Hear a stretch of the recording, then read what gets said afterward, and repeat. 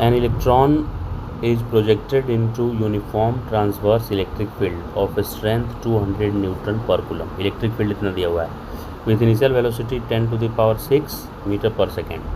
By what length is the electron deflect after it has traveled 1 centimeter? तो initial velocity इतना दिए हैं, कौन से डायरेक्शन में दिए हैं?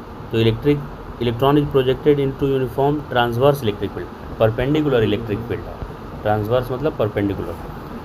तो ऐसा कंसिडर करते हैं कि इलेक्ट्रिक फील्ड ऐसा है, मान लेते हैं अपवर्ड के डायरेक्शन में है, वर्टिकली अपवर्ड इलेक्ट्रिक फील्ड है, और उसमें इलेक्ट्रिक फील्ड के 90 डिग्री पे ऐसे प्रोजेक्ट मैंने किया है। इलेक्ट्रिक फील्ड ऐसे वर्टिकली अपवर्ड मैंने माना ऐसे, और उसके 90 डिग्री पे मैंने प्रोजेक्ट कर दिया चार्ज को, राइट, 90 डिग्री पे। तो अब ऐसा वो केस हो गया हमारे लिए इस टाइप का कि एक हाइट है, टावर से, किसी टावर के हाइट से किसी पार्टिकल को थ्रो करते हैं तो उसमें नीचे की तरफ mg फोर्स लगता है, तो वो ऐसा पाथ फॉलो करता है प्रोजेक्टाइल पाथ। तो ये बिल्कुल वैसा ही है, क्योंकि इलेक्ट्रिक फील्ड अपवर्ड है, तो चार्ज पार्टिकल को जब थ्रो किए, इलेक्ट्रॉन को थ्रो किए, तो इलेक्ट्रॉन इलेक्ट्रिक फील्ड के अपोजिट डायरेक्शन में फोर्स फील करेगा, क्योंकि इलेक्ट्रिक फील्ड प्लस से माइनस की तरफ होता है। इलेक्ट्रिक फील्ड किधर से किधर होता है? प्लस से माइनस। और इलेक्ट्रॉन पे फोर्स प्लस की तरफ लगता है, तो इलेक्ट्रॉन पे नीचे फोर्स लगेगा। तो इलेक्ट्रॉन को आपने थ्रो किया इधर और उस पर फोर्स लग रहा है इधर, तो बिल्कुल प्रोजेक्टाइल फ्रॉम हाइट जैसा कंडीशन हो गया। तो नीचे की तरफ कितना फोर्स लगता है, उस पर QE लगता है। अगर इलेक्ट्रिक फील्ड E है तो फोर्स कितना लगता है? QE। तो इस फोर्स के कॉरेस्पॉन्डिंग एक्सेलरेशन कितना आएगा? तो फोर्स होता है मास टाइम्स एक्सेलरेशन, तो एक्सेलरेशन डाउनवर्ड डायरेक्शन में इस पर QE/m आ जाएगा, QE/m। इतना एक्सेलरेशन से नीचे गिर रहा है। आपने इसको इनिशियल वेलोसिटी कितना दिया है? 10 to the power 6। तो जब ये 1 सेंटीमीटर हॉरिजॉन्टल डिस्टेंस ट्रेवल कर लेगा, ये आगे बढ़ रहा है ना, तो हॉरिजॉन्टली भी आगे बढ़ रहा है और वर्टिकली भी नीचे गिर रहा है, दोनों हो रहा है इसका।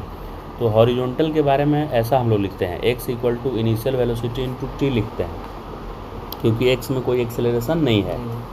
तो x डायरेक्शन में 1 सेंटीमीटर चला, यानी 10 to the power -2। 1 सेंटीमीटर में मीटर कितना होता है? 10 to the power -2।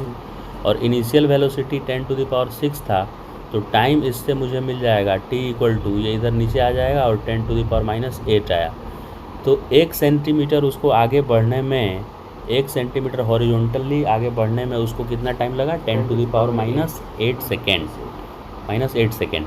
अब इतने समय में वो वर्टिकल कितना डिस्प्लेस हुआ, वर्टिकली कितना डिस्प्लेस हुआ, तो इलेक्ट्रॉन कितना डिफ्लेक्ट किया। डिफ्लेक्ट मतलब मैंने भेजा था उसको सीधा स्ट्रेट और वो बेंड होने लगा, तो इसको बोलते हैं कि ये y को ही बोलते हैं कि कितना डिफ्लेक्शन हुआ इसमें। तो डिफ्लेक्शन का मतलब हुआ भेजे थे स्ट्रेट और वो बेंड होने लगा, तो कितना बेंड हुआ उसी को डिफ्लेक्शन बोलते हैं, तो y बेंड हुआ। तो इस प्रोजेक्टाइल मोशन में y निकालने का फॉर्मूला होता है, y डायरेक्शन में एक्सेलरेट भी कर रहा है, तो ut + ½ at² लिखेंगे, s = ut + ½ at²। तो y इसका आ गया, u 0 लेंगे क्योंकि मैंने हॉरिजॉन्टली थ्रो किया है, तो उसका वर्टिकल कंपोनेंट कुछ भी नहीं है, क्योंकि मैंने इनिशियली कैसे थ्रो किया है? ट्रांसवर्स लिखा हुआ था, इलेक्ट्रिक फील्ड वेलोसिटी के ट्रांसवर्स है, 90 डिग्री पे है। तो यानी आप हॉरिजॉन्टल थ्रो की, इलेक्ट्रिक फील्ड वर्टिकल था, तो दोनों में कितना एंगल था? 90 डिग्री। तो जो हॉरिजॉन्टल होता है उसका वर्टिकल कंपोनेंट कुछ भी नहीं होता है, तो ये 0 हो गया, +½ और कितना एक्सेलरेट कर रहा है? QE/m। कितना एक्सेलरेट किया है ये? QE/m। यहाँ ग्रेविटी के जगह पर ये लेना है, एक्सेलरेशन ड्यू टू ग्रेविटी के जगह पर। और टाइम आया है हमारा 10 to the power -8 का स्क्वायर।